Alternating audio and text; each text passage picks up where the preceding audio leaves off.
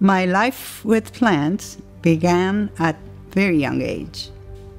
I was born and raised in Kyoto, Japan, which is a cultural center, and beautiful gardens, bonsais, shrines, and tea gardens, gorgeous, right?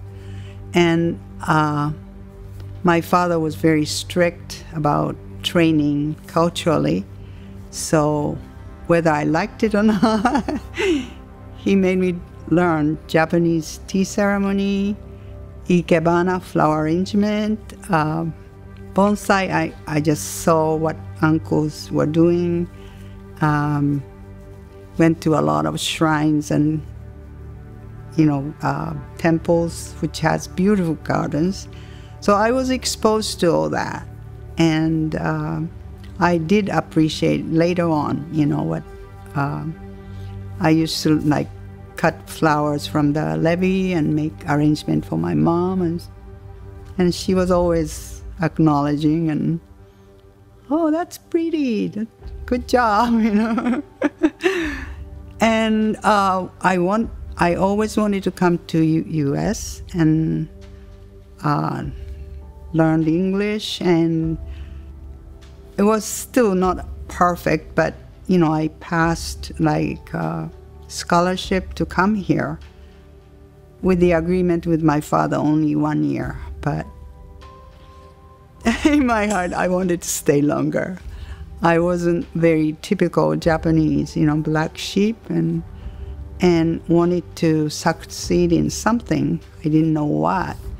And I worked for Channel 3 TV station, and I liked it. Director wanted me to do Japanese stories because I showed him a sample.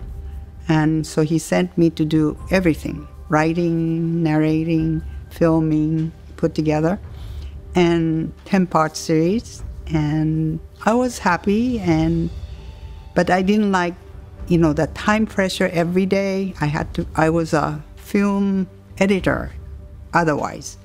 And 6 o'clock, come on, hurry up. I wanted to do more aesthetic job.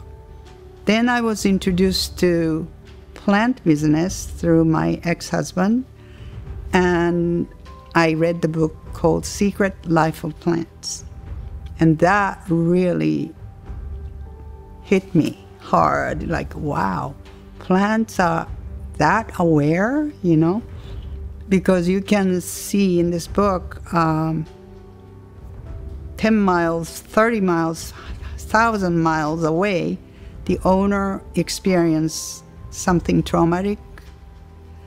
Then the plant at home notice and shows the trauma, same time, same moment. I said, wow.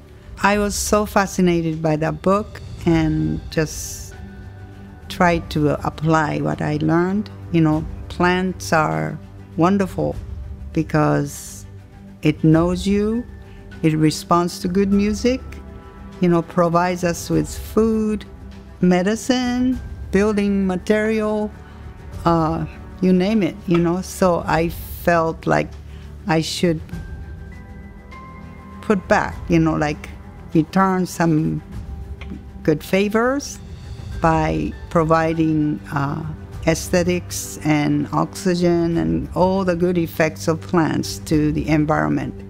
Not only that, I love creating with plants or related nature, Japanese garden or moss art, you name it, something new comes up and then you just catch on and see what I can do with it. And it's been successful, and many designers use us, and a lot of people, I have people who's been customers since 47 years ago, and she still comes and buys. A lot of people like that, and I feel very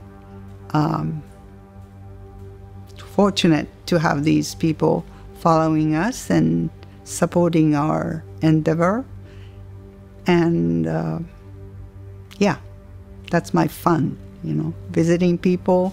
Just relationship, is very, very meaningful, not just making money, right? And I feel when they enjoy plant life and succeed with what they bought, that makes me happy. So when we started, it was really a tiny store, and then went to Freeport and got a little bigger, and then came to Alta Arden. But all this time I was leasing. And then finally I had a dream. I wanted to own my own place and create what I wanted to create. And it just happened. And this was an old, abandoned kind of building, size was nice, 4,000 square foot inside, and then another nice building we tore down and made it into a tented, patio. And I always wanted to create Japanese garden. Initially we had to use what they permit us to do, and I didn't like it, so I changed it recently. And continuous change, continuous create has been my experience. And with the economy, they used to have model homes full of plants when plastic plant went away. And then the economy dropped, and then we lose some accounts and whatnot. Model homes started using just silk. But then I have to come up with some new ideas to service, and then eventually came up with event plant rental, and that took off. Graduations, weddings, and corporate meetings and whatnot, and instant beauty, and they're willing to get that, in their facility or place where they're going to have an event. So that was fun. And now this Corona thing happened, and I said, oh my God, I was worried, like I'm going to lose everything, But then there's this new fad, like people have to stay home and create their own life. And fortunately, live plants got suddenly so popular, like when it used to be in 1970s, 80s. And if I get something new, popular item, variegated wandering Jews and philodendron monstera, which is like a revival of 70s, 80s. People just come and take them all off, like, oh my God, I just got them, So it was fun, and it's been supporting us a lot. And young generations are catching on with that life with plants, and they totally enjoy having plants in the environment. And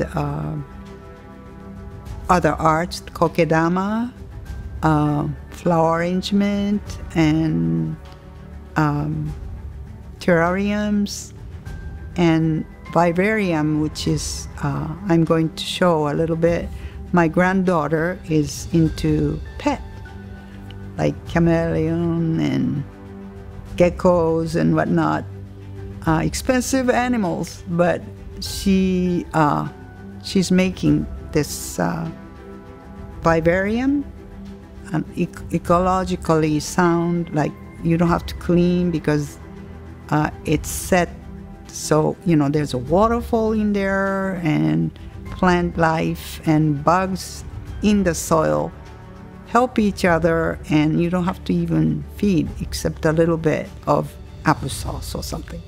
So old, customer as well as young people, children are really fascinated with plants, and we're going to start having a lot of events like workshop for children, as well as adults, bonsai workshop, kokedama, staghorn fern mounting, etc., etc.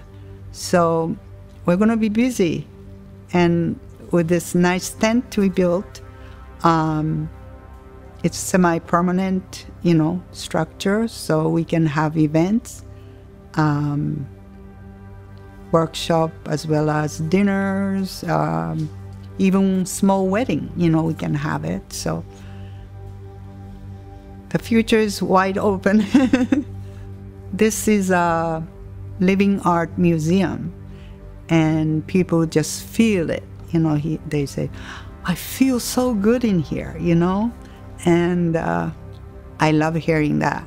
Or community leaders say, you have contributed to the beautification of the street, and good luck to you in future. That's so rewarding to me.